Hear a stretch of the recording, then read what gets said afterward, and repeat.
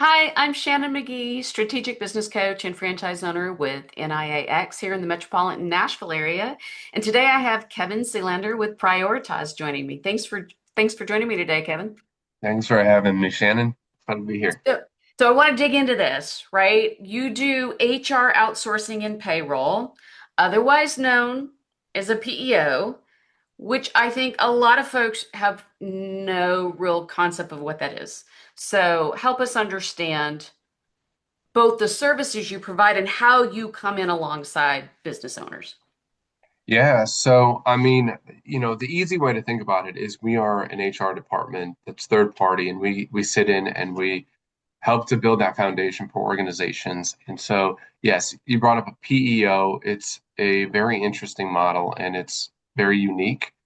We enter what's called a co-employment agreement with our clients, and so what that means is we become co-employers of their people. So we do their payroll, we do their workers' comp, their benefits, any HR stuff, and really their employees will fall under our EIN, and that just means that we then have a very important partnership with our clients where whatever happens to their employees happens to us. So it's a really it's unique, and it sounds overwhelming, but I think it really helps to make sure that, we are in sync with our clients, and it makes it that much more important that we are there with them by their side, helping them grow. Well, and the one of the benefits of that is scale, right? Now you might be a small company, and by falling under your EIN, now all of a sudden they have group buying, health, and other there's these huge benefits to kind of it's a way to scale, right? And get better pricing and all of that. One of the things that when you and I were talking previously that I love about your firm, and I'd love for you to tell more, people may be familiar with some of the big corporate PEO brands that are out there. Mhm. Prioritize is different. You're family owned, and you really focus on a typical different size client. Tell me more about that.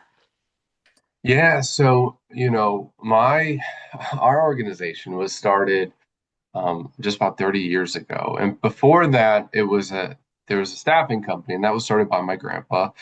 And my grandfather and my father then started what was one staffing plus and now is Prioritas. And so, because we were trying to get away from the idea of it just being staffing, because we do actually have staffing companies that we partner very closely with. And so, but yes, the big fundamental thing that we always wanted to do is have someone who can pick up the phone that you know by name, and that is the fundamental basis for who we are. And that's why, we choose really organizations that have 5 to 25 employees to be a part of our clients, because it's that much more important for us to know our clients, know their employees, build that relationship with them.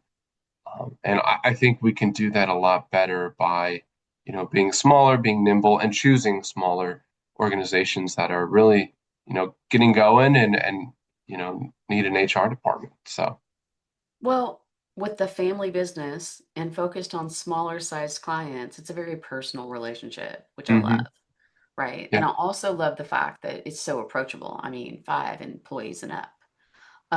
One of the things I've heard before is if someone's looking to build, grow to sell their business, let's say in 3 to 5 years, switching to this PEO model ends up in helping in the valuation when it comes to a factor, yeah, because now we've got systems, we've got hmm backup. Like it's not you're now a small company doing all your own thing. You have some structure and yeah, behind it that can make their company more attractive and valuable. absolutely. Yeah, I mean, it's pretty astonishing how few organizations use a PEO model, especially smaller companies.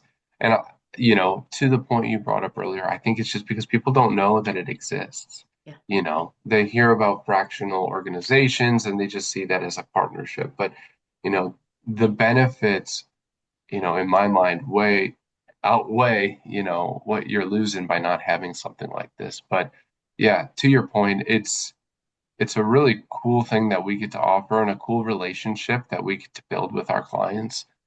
And, I say it's like having a whole bunch of staff at a fraction of the very experienced staff at a Yeah. fraction of the price that never take vacation. Yeah. So yeah. I mean, you It's said it so better than I could smart. say. It's so smart. And the reality is HR is one of the biggest pain points in this small business. It may not be for a while. Like everybody's doing their thing until it is.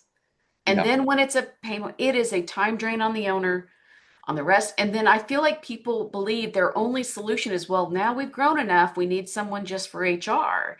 And you really don't. Like it really yeah, that expertise, just relationships and people can be a stress on a business yeah. owner. And having you come alongside takes that weight off so they can focus on their staff for what you want to Yeah. do. Well, Shannon, can I tell you a quick story? Sure. So it's funny. Um, my the first time I really figured out what Prioritas did. It's funny. I grew up and I had no interest in doing anything that my father was doing. I didn't really care. I knew he did some staffing. I knew something about HR, but it wasn't until I was working for a small company. Yeah, they had about 10 employees. The CEO was from a different country. So they were doing business in the US, had staff in the US. They had no idea I was one of those staff members. And one day I was talking because I didn't have health care, I didn't have a 401k, um, payroll, it was all being paid by the CEO. They were doing handling all that. So sometimes it got forgot about. And it's just because when you're a small CEO, you have so much that you're trying to Yeah, do.